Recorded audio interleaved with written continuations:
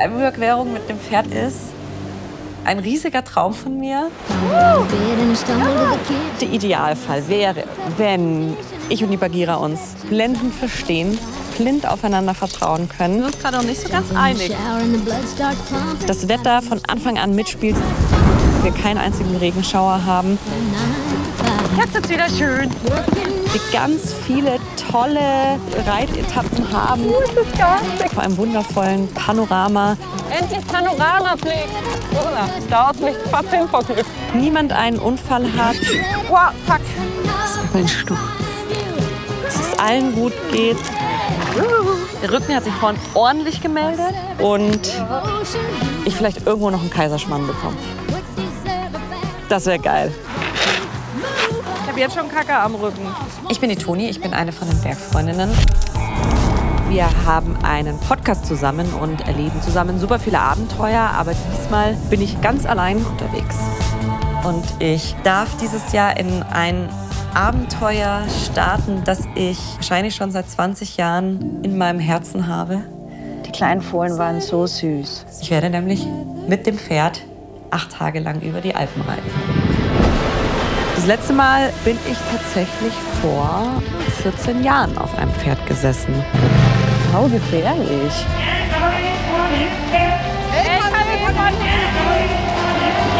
Oh Gott, oh Gott. Ich erhoffe mir schon so ein bisschen von diesem Abenteuer, dass ich dieses Gefühl, das ich früher als Kind immer hatte, dieses Gefühl von Freiheit, dieses Gefühl von Leichtigkeit, dieses Gefühl von Selbstbewusstsein auch die nächsten Tage wieder spüren werde. Die furzt mich immer an. Das ist einfach scheiße.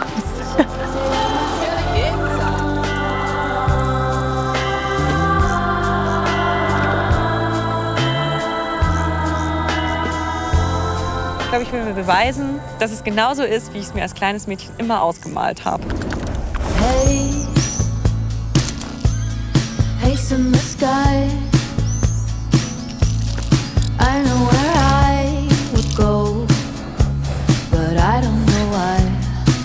Ich bin heute bei der Jessie, unserer Reitguide für die Alpenüberquerung, und darf heute mit ihr so einen kleinen Leadership-Kurs machen, also Bodenarbeit.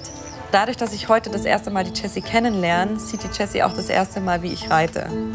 Sie hat mir recht deutlich gesagt, wenn sie merkt, es passt nicht, auch von meinen Skills her, dann nimmt sie mich nicht mit. Hallo, ich bin Toni. Hi, ich bin Jessie. Das dachte ich mir schon. Du hast mich schon gemustert von oben bis unten. Was hat sie an? Was hat sie an? Wir werden jetzt mal runtergehen. Ich werde dir deine Partnerin vorstellen. Ja, ein Mädchen. Ich habe schon gehofft, dass es eine Stute ist. Ja, genau. Also farblich passt hier schon mal ganz gut zusammen. Sie Okay, sind ja auch warum? blond. 2 Blondinen gehen über die Alpen. Sehr schön. Driving in the morning to a faraway place. Ride until it's dawn and I Hallo. Hallo. Ich grüße dich. Schauen wir mal, wen wir da haben. Das ist die Bagheera. Und ist die Bagheera quasi meine Partnerin? Das wird jetzt deine Partnerin sein für die nächsten Tage. Mensch, Bagheera. Wie geht's? Bagheera ist eine 8-jährige Stute, eben aus Spanien, kommt aus der Extremadura. Ich habe schon ihre Rotze an den Händen. Warum hast du sie jetzt für mich ausgewählt? Sie geht gleich. Vom Typ her, glaube ich, passt ihr ganz gut zusammen. Sie wird dir eine gewisse Sicherheit vermitteln können. Dann fragen wir mal, ob sie Lust hat, mit uns was zu Gerade machen sieht so nicht heute. so gut aus. Wir als Menschen sind dem Pferd gegenüber eine führende Kraft. Was ganz wichtig ist als Leader, gerade wenn schwierige Passagen kommen, dass der Leader ständig Herr der Lage seiner Emotionen ist, damit das Pferd sich dem Menschen anvertraut. Ich weiß, du hast noch Verdauungsschlaf. Ich finde es immer so blöd, ein Aussehen eines Tieres zu beurteilen. Ich finde sie sehr hübsch. Eine Alpenüberquerung ist eigentlich die Königsdisziplin unter den Freizeitreitern, weil du brauchst wirklich eine gute Verbindung zu deinem Tier. Ja, wir haben es schon. Wir haben es schon. Du musst selber irgendwie mental auch fit sein und sagen, okay, du bist bereit, egal was auf dich zukommt, ja, immer das Beste draus zu machen und immer die Fassung zu bewahren. Ja. Oder wenn du dein Leadership verlierst, dem Pferd gegenüber, dann geht dein Pferd auch in die Unsicherheit. Toni, wir machen jetzt einfach erstmal so ein paar Schritt, Halt, Übergänge. Ja, jetzt bist du schon ein bisschen am Ziehen, gell? Läuft mir immer so vorne rum dann. Das müssen wir noch üben.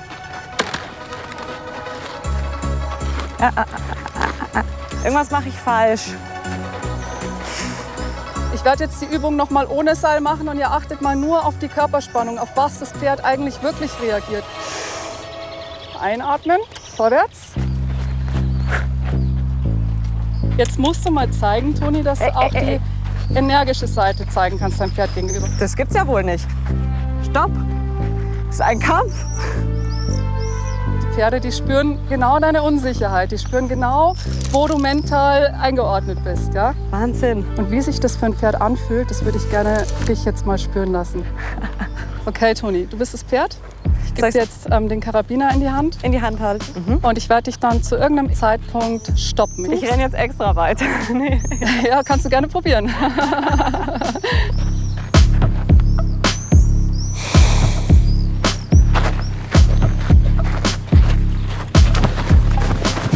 Oh, da habe ich hinten einen drauf gekriegt. Jetzt war ich abgelenkt. Ja, das sind Pferde auch manchmal.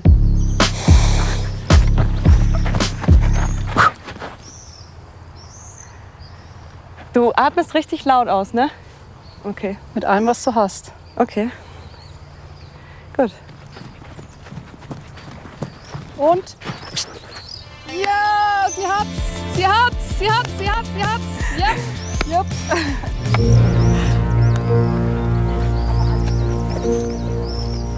Ganz wichtig für die Aufsteigesituationen ist, dass euer Pferd immer stehen bleibt. Ja? Und dann stütze ich mich hier vorne auf, warte kurz, ob mein Pferdchen stehen bleibt, weil jetzt könnte ich noch runterspringen. Ja, steht. Dann würde ich euch bitten, den Notabstieg zu machen. Das ist unser Worst-Case-Szenario. Ich möchte, dass ihr die Zügel in eine Hand nehmt, eine 360-Grad-Wendung macht und abspringen. Los. Hopp. Nochmal durchsetzen. Druck auf die Hintern. Da muss man sehr energisch sein. Na los. Wir haben hier noch ein kleines Dominanzproblem. Komm ab. Ich würde sagen, dass ich beim Vorbereitungskurs sehr deutlich an meine Grenzen gekommen bin. Und das auch wirklich für mich dann dieses Leadership-Training auf dem Platz, was war für mich, wo ich wirklich heimgefahren bin danach und mir gedacht habe, wie soll das funktionieren? Also da bin ich schon heimgefahren und habe das einfach in Frage gestellt, das große Ganze. Kann ich mehr drücken? Energisch, energisch, energisch, Und energisch. ich weiß noch, ich bin reingegangen zu meinem Freund und habe gesagt, ich glaube, ich kann das nicht machen. I was wasting too much time thinking twice. Never dare to roll the dice. Ich glaube, das Gebirgigste, was ich gemacht habe, war einfach irgendwo in Oberbayern unterwegs, in irgendeinem Wald, wo es mal bergauf ging. Aber jetzt wirklich in die Berge bin ich mit dem Pferd noch nie tatsächlich. Allein, wenn jetzt jemand mal Reitunterricht nimmt, heißt es noch lange nicht, dass er auch ein Pferd in schwierigem Gelände handeln kann. Und da war ich mir nicht ganz so sicher, ob sie das wirklich gut wegsteckt, ja, auch emotional. Lass ruhig laufen, Toni. Komm, komm. Beilhang hoch. Sehr gut. Super. Eigentlich musst du es ja auf die Ebene heben, Durchsetzungsvermögen gegenüber Stärkeren. Naja, ich bin schon, glaube ich, ein Mensch, der oft nachgibt. Einfach des Friedens willen. So. Und sagt, ja, passt schon, dann mach's halt nicht.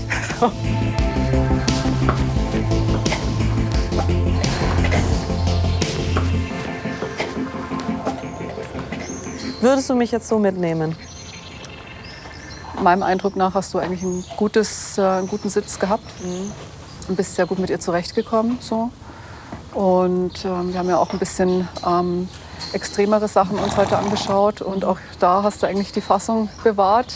Ja, ich kann mir das schon vorstellen mit dir. Ach was. Das hätte ich heute Vormittag ehrlich gesagt nicht gedacht. Bei dieser Führung dachte ich so, oh Gottes Willen. Ja.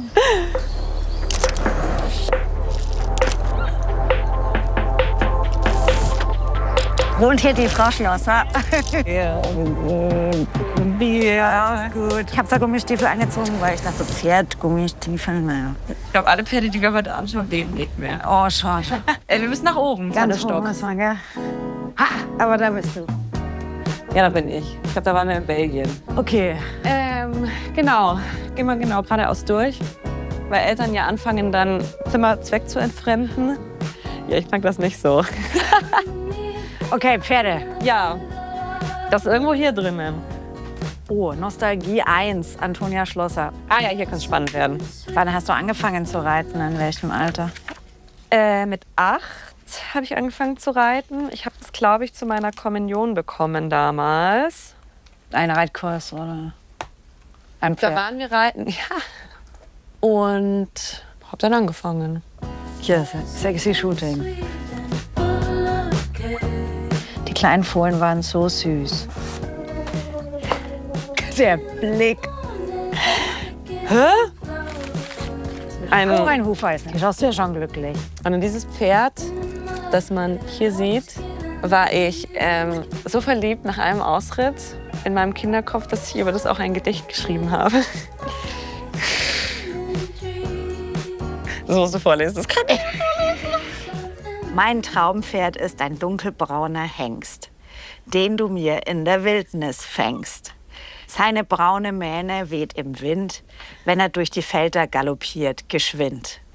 Nur den einen kenne ich da und der ist unverwechselbar. Den Namen sage ich auch noch nun, mein wunderbarer Little Moon. Sehr schön, ich krieg Gänsehaut. Der ist aber auch sehr hübsch. Ja, eigentlich total witzig, ne, dass ich nach 2 Stunden Ausritt so einen Crush auf dieses Pferd hatte, dass es das in mein Gedichtebuch reingeschafft hat. Ja, aber da habe ich mir sehr viel Mühe gegeben. Niemand versteht mich, niemand sieht mich, niemand hält mich so wie du. Und dann war die Phase dann irgendwann vorbei, oder? Also ich habe schon mal aufgehört mit dem Reiten, als ich so Teenagerin war. Ich glaube, das waren die Jungs. Irgendwann mal habe ich dann wieder angefangen. Da war ich auch in einer Beziehung tatsächlich, die mir nicht so super gut getan hat. Und ich weiß noch, dass ich das ganz bewusst gemacht habe, wieder anzufangen mit dem Reiten, dass ich da einfach auch wieder so einen Ort hatte, wo ich total viel Selbstbewusstsein wieder bekommen habe. Da bin ich zum Studieren gegangen. Geschichte vorbei, quasi. Und jetzt das Alpenüberquerungsding. Ja. Wo kam das her? Also ich glaube schon jetzt, dass diese Mischung aus Freiheitsgefühl, Selbstbewusstsein, Vertrauen zu einem Tier und das dann halt auch noch in dieser Kulisse und in der Natur draußen mir sehr gut tun wird. I don't know what happened, but I know all things must change. Also das Thema Alpenüberquerung fasziniert Menschen ja schon immer. Alpenüberquerungen haben ja einfach eine auch jahrhundertelange Geschichte. I know nothing will be the same. Ja, dieses Faszinosum dann halt einfach mit Pferd zu machen, ist eine schöne Vorstellung. Ja, mit so einem Buddy, mit dem es vielleicht am Anfang ein bisschen Übersetzungsarbeit braucht, bis man die gleiche Sprache spricht oder sich auf eine Sprache geeinigt hat, das so zu meistern. Und wenn man mal so ein Pferd beobachtet, wie viel Kraft da ist, wie viel Power, wie viel Muskeln da dann auf einmal unter dir arbeiten, wenn es einen Berg hochgeht, das ist einfach unfassbar faszinierend, das zu spüren auch. Look at there now. Look at there, look at there.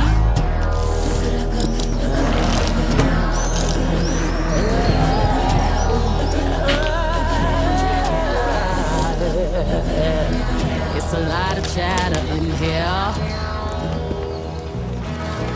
but let me make myself clear. Geht's los? Abfahrt.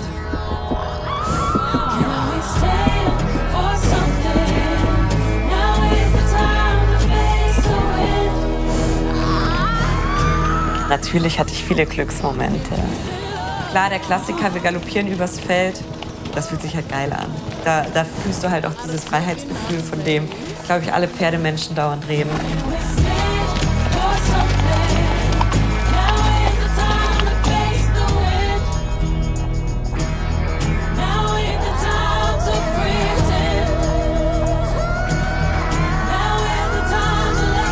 Und ich habe heute schon wieder überhaupt keinen Plan, wo wir eigentlich hinreiten. Wirklich, es ist schon wieder so, keine Ahnung, einfach Jessica hinterher. Ja, also die ersten 3 Tage, die waren jetzt nicht so super spannend. Da sind wir vor allem durchs Voralpenland geritten. Die richtig, richtig hohen Pässe lagen da auch erst noch vor uns.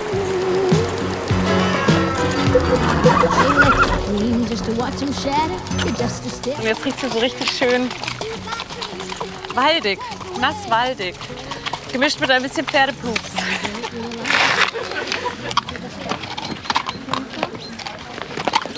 Wir können gerne tanzen. Na. Das Ding ist, dass man ja mit dem Pferd jetzt nicht einen Riesenkampf ausübt.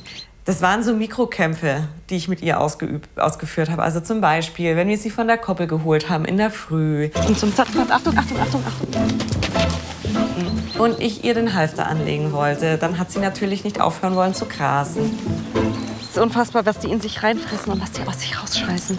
Und natürlich schafft dieses Pferd es mit seinem Riesenkopf, wenn es möchte, den runterzudrücken. Rein krafttechnisch kann ich da nichts dagegen halten. Das waren so die kleinen Alltagskämpfe, sage ich mal, die ich von Anfang bis Ende, glaube ich, mit ihr gekämpft habe. Obala. Ja, also ist manchmal ein bisschen schwierig, aber ich bin noch nicht böse auf sie.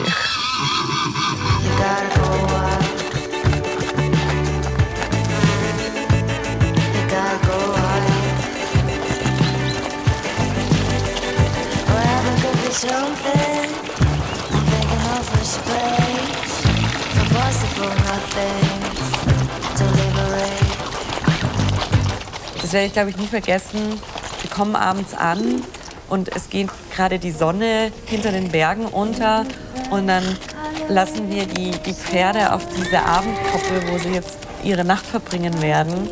Und die springen da drauf und machen kleine Bocksprünge und wälzen sich. Und du merkst so richtig, ja, die sind jetzt auch froh, dass sie den Tag geschafft haben und fühlen sich wohl an ihrem neuen Ort. Also heute ist mir aufgefallen, wie dreckig ich einfach bin. Hier ist schon so ein Dreckrand, um da, wo mein Handy immer ist. Ich kriege meine Fingernägel nicht mehr sauber fürs Abendessen und so. Hier alles, das ist wahrscheinlich Pferdescheiße. Hier, das ist 100%ig Pferdescheiße. Ich bin jetzt einfach, aber jetzt bin ich einfach dreckig. Jawohl. I don't know what happened, but I know all things must change.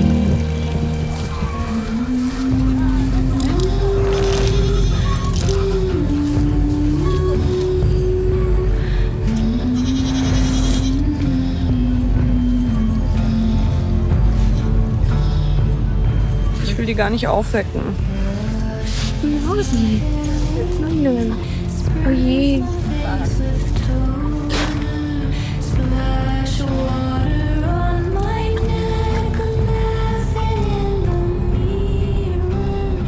Auf einen schönen Tag und einen schönen Ritt. Juhu!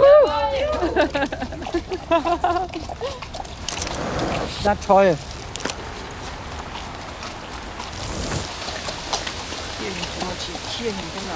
Aber gerade schifft's schon richtig. Vorhin war es noch der Neseleck, jetzt ist richtig Dusche an, ey. Weiter geht's! Ja, ich stehe ja so ein bisschen darauf, wenn es in den Bergen nicht allzu gutes Wetter ist. Weil dann, finde ich, sehen die Berge einfach am mystischsten und am tollsten aus. Und dementsprechend hatte ich in der Hinsicht ziemlich Glück auf dieser Alpenüberquerung, weil wir sehr viel schlechtes Wetter hatten. Okay, ab jetzt geht's zu Fuß weiter. Wer hat denn noch keinen Mistdienst gehabt? Das ist die Pupi-Sirene. Also Klischees kommen, glaube ich, irgendwo her. Ich habe jetzt schon Kacke am Rücken. Aber ich denke mir, du kannst keine Tussi sein, wenn du reitest, weil du einfach dauernd dreckig bist. Es geht gar nicht anders. Du kannst nicht mit Pferden zusammenarbeiten, ohne dauernd dreckig zu sein. Erledigt! Dann gibt es natürlich auch das Klischee, die Menschen sind alle reich. Gerade auf dieser Tour habe ich auch die ehemalige Konditorin kennengelernt, die jetzt im Hotel arbeitet und da sich um den Frühstücksservice kümmert und ein Pferd hat und halt einfach jeden Cent, den sie verdient, in dieses Tier steckt. Wahrscheinlich war ich die größte Tussi von allen, die da dabei waren. Das war ein guter Schubber. Der ist wirklich richtig massig. Aber ich weiß gar nicht, ob da so viel... Ich glaube, da bricht die Schaufel während. Sieht man nicht alle. Geht's auf Südtirol, oder? Also wir gehen übers Pitscherjoch. Übers Pitscher. Okay, ja. das ist aber gewagt mit dem Schnee. Ja. Wir haben letzte Woche einen Einsatz gehabt am Pitscherjoch, wo ein Tourist mit dem Fahrrad im Neuschnee stecken geblieben ist. Der hat dann geborgen werden müssen. Drückt uns die Daumen, dass wir es schaffen. Also das Pitscherjoch ist letztendlich die Alpenüberquerung. Und deswegen ist das rein von der Route her das absolute Highlight. Wenn wir nicht übers Pitscherjoch reiten, dann haben wir nicht auf dem Pferd die Alpen überquert.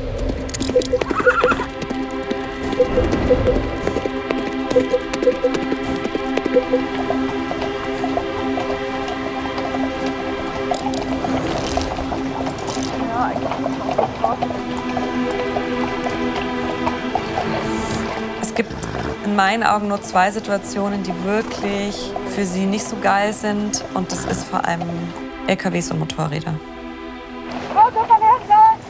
Und das auch noch auf Gebirgsstraßen, die kurvig sind, wo man nicht um die Ecke sieht, wo schnell was von hinten kommen kann, wo schnell was von vorne kommen kann.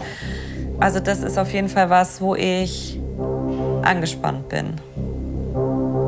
Worst-Case-Szenario ist halt, Pferd erschrickt, kommt auf die Gegenfahrbahn und Auto kommt gerade. Ne? Also, und ich habe gehört, wir werden jetzt auch durch ein paar Tunnels reiten. Und da bin ich bei mir auch nicht so ganz sicher, weil sie ja alles so Unterführungen etc. nicht so geil findet. Und dann kommt der erste Tunnel. Du hast halt Kurven, es ist dunkel. Okay, dann traben wir ein bisschen. Traben! Aufschließen. Kopf an Kopf. Kopf an Kopf. Ein Pferd kann halt auch schnell erschrecken. Also das sind schon schreckhafte Wesen.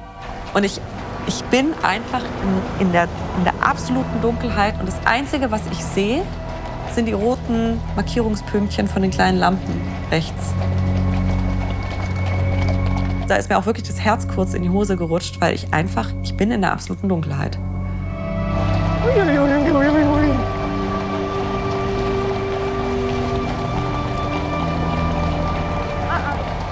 In der Gruppe hat es da schon so ein bisschen den Schalter umgelegt, meine ich. Die Menschen sind angespannter geworden. In diesem Moment der absoluten Finsternis. Dann sehe ich dieses Tageslicht nach dem ersten Tunnel und denke mir so, wow, okay. Ich schaue immer auf Jessie, die ist tiefenentspannt. Da bin ich auch tiefenentspannt. Oder versuche es zumindest zu sein. Eieieiei. Ich hab Puls. Wir reiten dann weiter und kommen dann in den 3. Tunnel. Das war so schlagartig dunkel, ey. Oh. Ich glaube, ich krieg's gar nicht mehr so genau zusammen, weil das alles so schnell ging. Von hinten kommt ein LKW, der Baumstämme geladen hat. Nee, das ist, glaube ich, drüber irgendwie. Ja. Und er kommt recht zügig und sieht uns recht spät, bremst aber noch ab. Trotzdem ruft jemand von hinten total laut: LKW von hinten! LKW von hinten!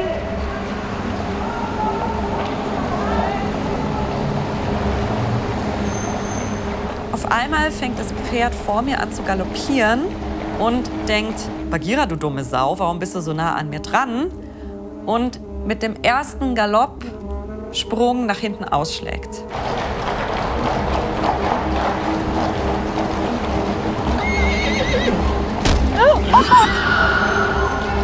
Oh Gott! Alles, was ich höre in diesem dunklen Tunnel, ist ein lauter Knall. Der hat mich voll erwischt. Und ich sitze da und ich denke mir: Scheiße, die Nase muss gebrochen sein. Und hinter uns immer noch dieser LKW.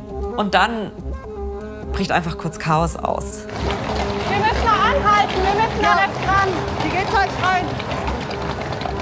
Und ich habe ja die ganze Zeit nicht nach vorne, also ich sehe ja die ganze Zeit nicht, wie die Schnauze von Bagheera aussieht. Und ich dachte so, ist das jetzt verblutet? Das hat so einen Schapperer gemacht, dass ich so erschrocken bin, ey. Schlimmer als es ist, okay. Ich dachte, die hat das voll auf die Nase gekriegt, weil ich es nicht gesehen habe. Es war einfach gar nichts. Und sie wurde letztendlich von dem Hufen an ihrer Brust letztendlich getroffen und hatte einfach eine leichte Prellung. Und ich hatte fast einen Herzinfarkt, genau. Du musst ruhig bleiben, weil sonst wird der nervös. Du musst entspannt sein. Ist ja nichts passiert, ist alles gut. Emotionale Kontrolle. Wichtig. Und da hat sie zu 100% recht. Ich hatte ein furchtbar schlechtes Gewissen ihr gegenüber, weil letztendlich war es mein Fehler. Letztendlich hätte ich den Abstand einhalten müssen. Und das ist natürlich ein furchtbares Gefühl, wenn ja, du dafür verantwortlich wärst, dass sich ein Lebewesen schwer verletzt.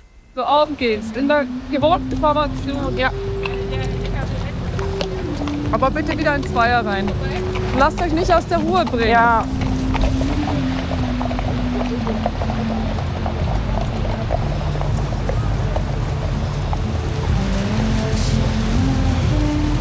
Jetzt wird's wieder schön.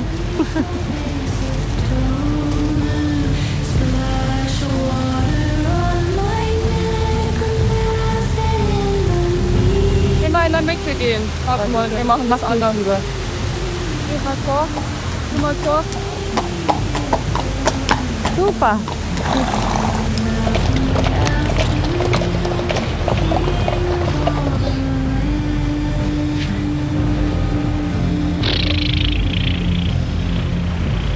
What a ride, ey.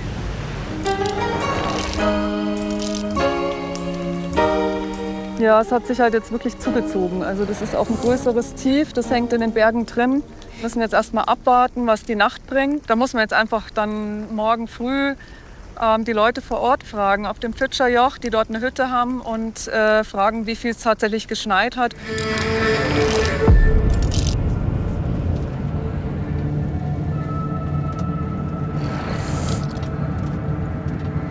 Ausgerechnet heute, Mensch, echt. Wir haben mal gestern drüber gegangen. Ausgerechnet heute. So, Michael, jetzt sag noch mal bitte. Ja, das wird halt nichts Gescheites, gell? Auf der österreichischen Seite hat es eher mehr geschneit und ich denke, darauf gehen ist heute nicht so gut. Okay. Gell? Dann seid ihr teilweise dann bis zur Hüfte auch im Schnee mal, gell? Bis zur Hüfte, ja, das ist ganz schön ordentlich. Ist heute schon ziemlich extrem da heroben, gell? Okay, Michael, gut. Wir schauen jetzt einfach mal so weit, wie wir jetzt kommen zum See, und dann werden wir eine Entscheidung treffen.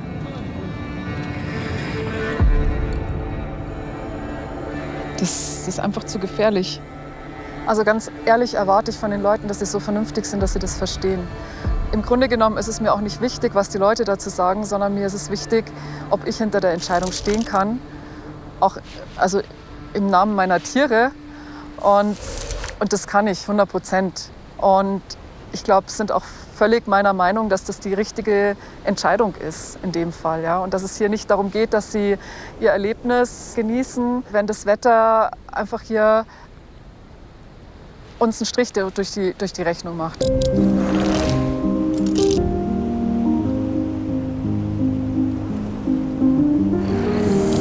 Der Jessie ist das Tierwohl unfassbar wichtig. Und das hat sie mir auch sehr deutlich vermittelt und darüber war ich aber auch sehr froh. Weil mir das natürlich schon auch wichtig ist, dass wenn ich sowas mache, ich das Gefühl habe, dass es dem Pferd auch gut geht. Wir hatten einen Hufschmied dabei, den Tom. Und der war natürlich auch einfach in der Lage, blöde Situationen mit Hufeisen zu regeln. Ein Pferd hatte zum Beispiel einfach mal ein Eisen verloren und dann war es einfach super, weil er hatte sein Zeug dabei, kannte die Pferde und konnte easy dieses Pferd einfach neu beschlagen.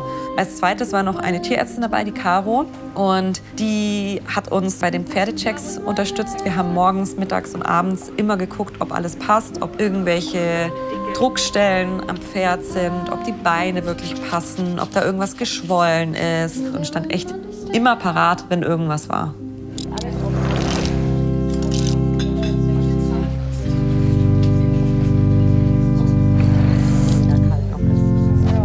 Morgen. Hello.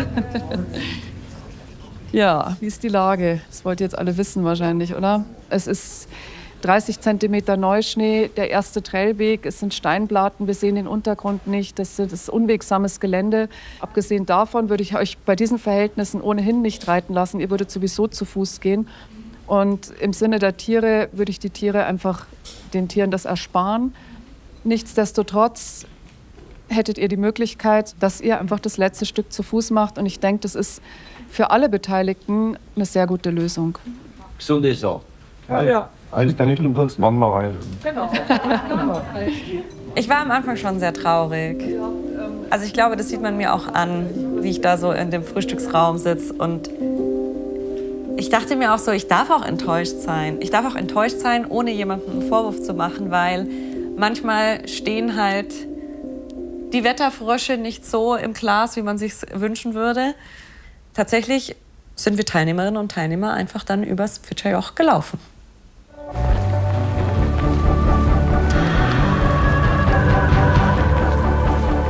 Und ich weiß noch, dass ich so nach 300-400 Metern mir dachte, ach, ist eigentlich mal ganz nett, so ein Wandertag ohne Pferd zwischendurch.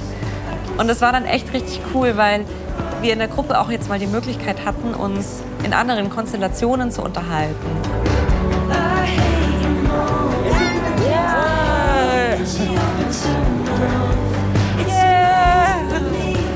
Und das war dann auch mal so eine Möglichkeit, wo wir uns einfach komplett neu sortieren konnten, jeder mal mit jedem so ein bisschen quatschen konnte. Und das war gerade für das Gruppengefüge ein total wichtiger Tag dann.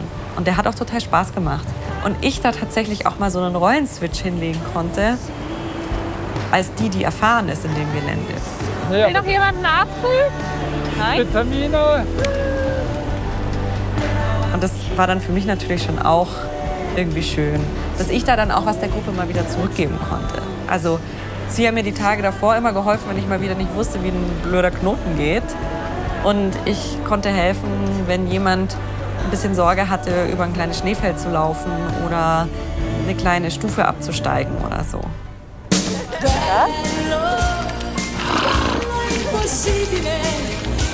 Ich sehe nichts Rotes. Ach so, das Pfitscher. Ah, ich bin so dumm, ich habe den Moment gar nicht gewürdigt. Ich habe leider überhaupt nicht geschnallt, dass wir gerade schon über die Grenze gelaufen sind.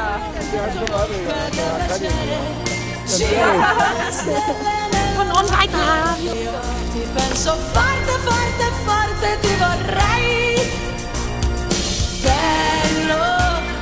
Als ich dann da oben stand und gesehen habe, es ist kein Schnee mehr da, war mein erster Gedanke, okay, ja, wo ist das Problem? Und dann der zweite, naja, das Problem ist jetzt halt über den Vormittag weggetaut. Wir sind ja dann noch oben in die Hütte eingekehrt und haben da was gegessen und es war ja schon späterer Nachmittag. Und dann hat uns der Hüttenwirt Fotos und Videos vom Morgen gezeigt. Bis zum Dings. Ja, das ist ja fast hüfthoch. Aber gar nicht lang. Nee, das ist schon echt viel Schnee. Und die standen bis zum Oberschenkel im Schnee. Also war auch mal wieder ein spannendes Learning, wie schnell es halt gehen kann. But I had to carry you.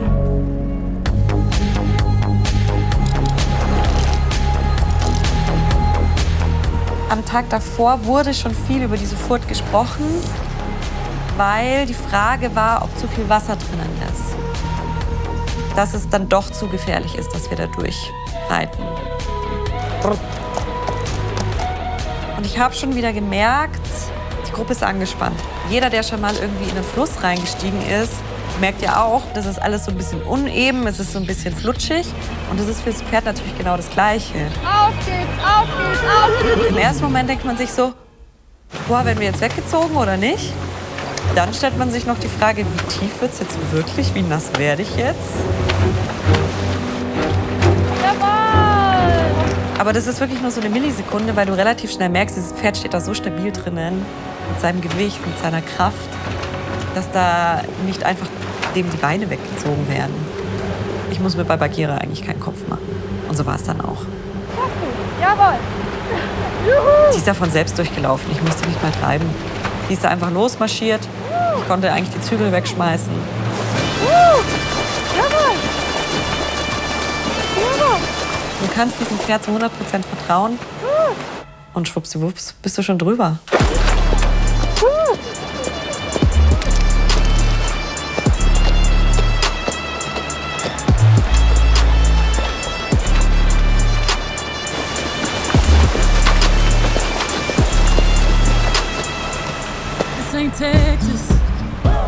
Aber eine geile Landschaft.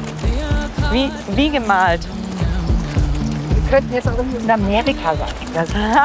Kanada. Stick around, round, round, round, round.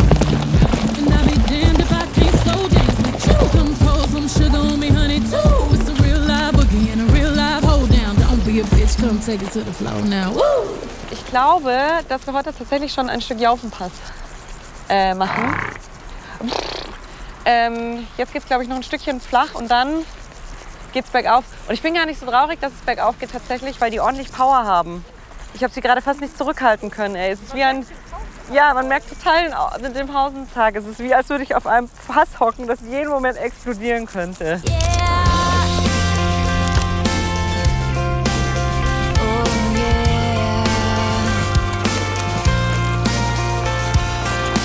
We're driving down the road. I wonder if you know I'm trying so hard not to get caught up now. Oh, stopp, Auto. Ich glaube, es werden noch 2, 3 Kurven auf dem Jaufenpass bis zu unserer Abendstation. Und dann sehe ich einen LKW vorne kommen, denke mir aber nichts, weil der uns rechtzeitig sieht. Und von hinten kommen 2 Motorradfahrer, die abbremsen und stehen bleiben. Und auf einmal bleibt mein Pferd stehen. Achtung, die geht mir durch. Komm. Und dann merke ich so, okay, die hat keinen Bock, an diesem LKW vorbei zu gehen. Und auf einmal legt die den Rückwärtsgang ein. Ja. Wow, fuck. Und da dachte ich mir, oh fuck. Weil diese Straße ist eine Passstraße, das heißt, von rechts geht's runter. Und dieses Pferd dreht sich dann noch so schön zum Abhang und läuft weiter nach hinten. Und ich merke schon so, wie es mit dem Hinterhuf auf die Wiese kommt. Aber mir schießt sofort durch den Kopf, na, wenn die da jetzt nach hinten runter geht, wir kommen ins Purzeln, ich komme nicht so schnell aus dem Sattel, wir werden dann ganz schön eine Fleischrolle runter machen. Und ich bin die verliert. Weil dieses 600-Kilo-Pferd über mich einfach überwalzt. Achtung, die geht mir durch. Komm weiter. Komm. Ich schaff's du. Weiter. Ja. Wow, fuck. Ja. Oh. So. Alles gut.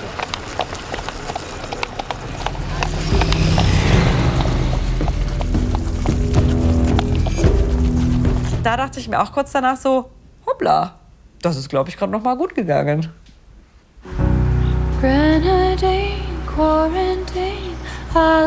Die Jessie hat mal gesagt, dass gerade Frauen lernen können, vom Reiten sich gegenüber einem stärkeren Wesen durchzusetzen. Das ist, glaube ich, schon was Frauen auch heute noch sehr gut tut, wenn sie das lernen.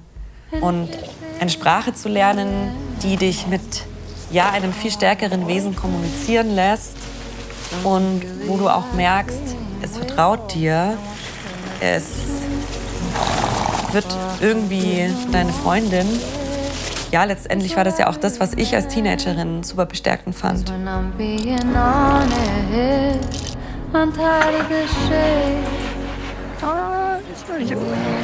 Ja, klar.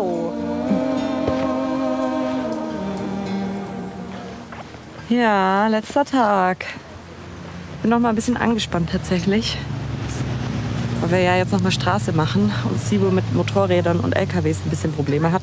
Deswegen hoffe ich, dass das jetzt einfach noch mal gut geht, die letzte Etappe.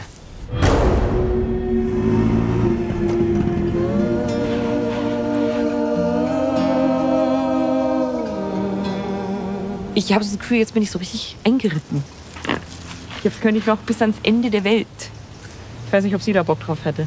Und so, ich habe auch so gemerkt, so die ganzen kleinen Keilereien, die wir hatten, die stressen mich gar nicht mehr so. Die kann ich jetzt so ein bisschen belächeln. Das ist schon schön, ja. Sind wir Freunde?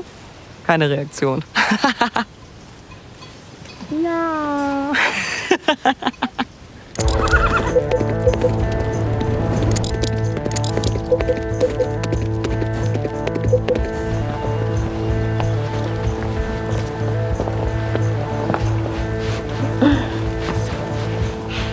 Mal sehen, was das Wetter heute so macht. Also es zieht sich jetzt gerade ein bisschen zu, es fängt jetzt an zu tröpfeln. Mal sehen, was uns heute erwartet. Aber auf alle Fälle hoffe ich, dass wir einen schönen Blick ins Passaiertal haben. Am Rand aufpassen. Einfach links halten. Hier mit dem Rand aufpassen. Die Pferdelotsin. Alles ist fein. Wir coachen uns da jetzt gegenseitig durch. Bei richtig dichten Nebel siehst du einfach nichts. Also die haben ja wohl auch alle Latten im Zaun. Danke. Saugefährlich. Da haben wir dann halt wieder dieses Problem, das Pferd ist sehr langsam, ein Auto ist tendenziell schneller. Dass da der Bremsweg ausreicht im Zweifel, kann man nur hoffen. Links, Hand drauf! Das ist wirklich, man reitet ins absolute Nichts. Wir stehen jetzt, glaube ich, auf den höchsten Punkt unserer heutigen Tour, nämlich auf der Spitze des Diaufenpass. Aber man sieht gar nichts. Es hätte halt einfach schön sein können.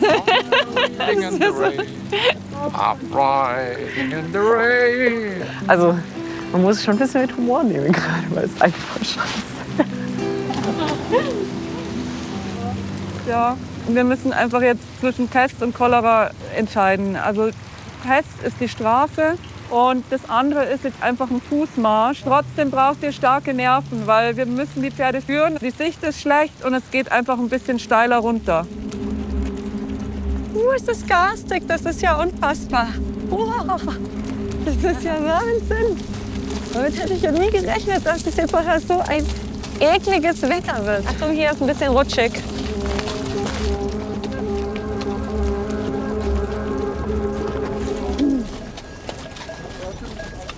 Das war jetzt natürlich ein bisschen abenteuerlich, aber ist ja auch nicht so verkehrt, ein bisschen abenteuerliche Dinge zu machen. Sie hat sich wirklich wahnsinnig gut gemacht. Oh, jetzt kommen wirklich die Tränen gleich. Und du hast auch in den meisten Fällen wirklich auch wenig Angst gezeigt. Endlich Panoramablick! Voilà. Da hat mich fast hin vor Glück. Jolene, Jolene, Jolene, Jolene. Heute an diesem Tag hat sich wirklich dieses Leadership-Training extrem bezahlt gemacht. Wir haben heute schon rumgekappelt, aber wieder irgendwann mal den Schalter umgelegt hat und sie gesagt hat sich, jo, okay, ich laufe dir jetzt hinterher, egal wo du hinläufst.